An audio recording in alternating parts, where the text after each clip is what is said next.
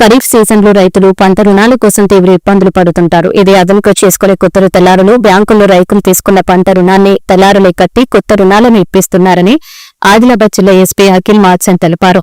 ₹1,00,000 రుణం ఇప్పించేందుకు 10,000 నుంచి 20,000 వసూలు చేస్తున్నారన్నారు. ఈ నేపథ్యంలో రైతులు వేషధారణలో పోలీసులను వివిధ బ్యాంకుల వద్దకు పంపించి 34 మంది తెల్లారులను పట్టుకుని కేసులు నమోదు చేసినట్లు పేర్కొన్నారు.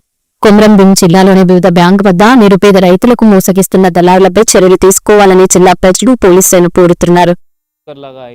బ్యాంక్స్ ముందు కూర్చొని వాళ్ళకి రెన్యువల్ కోసం లేకపోతే బ్యాంక్ లోన్ ఇవ్వడానికి వాళ్ళ ఇది డబ్బులు వసూలు చేస్తున్నారు.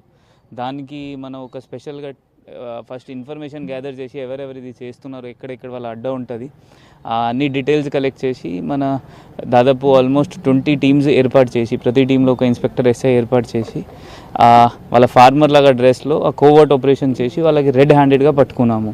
అక్కడ నుండి వాళ్ళ దగ్గర నుండి మన కొన్ని డాక్యుమెంట్స్ పట్టా పాస్బుక్ ఉండొచ్చు, లేకపోతే కొన్ని జిరాక్స్ డాక్యుమెంట్స్ వేరే వేరే వాళ్ళ నుండి దొరికినాయి.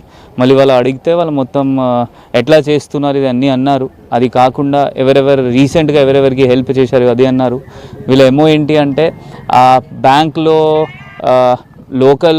అక్కడ లోపల పోయి వీళ్ళ నుండి డాక్యుమెంట్స్ కలెక్ట్ చేసి వీళ్ళ రిన్యూ చేసిన తర్వాత ఏమైనా ఎక్స్ట్రా అమౌంట్ వస్తుంది ఆ మొత్తం వీళ్ళు తీసుకోవడం 50% లగ్భగ్ దానిలో తీసుకోవడం వాళ్ళ ఇది చేశారు.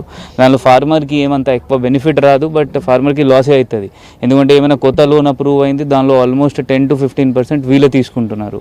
మళ్ళీ దాని తర్వాత గవర్నమెంట్కి కూడా మళ్ళీ లాస్ అవుతుంది, ఎందుకంటే ఎవ్రీ టైం రెన్యువల్ వల్ల నెక్స్ట్ గవర్నమెంట్కి లాస్ అవుతుంది. సో దానికి దృష్టిలో పెట్టుకొని మనం కేసెస్ నమోదు చేసాం. దాదాపు 11 or 12 కేసెస్ నమోదైన జిల్లాలో నిన్న. అండ్ 34 to 35 మనం ఇట్లయినా ఫ్రాడ్ చేసిన వాళ్ళకి పట్టుకున్నాము. ఇవి కోర్టు నుండి పర్మిషన్ తీసుకొని వీళ్ళకి రిమాండ్ కూడా చేయడం జరుగుతుంది.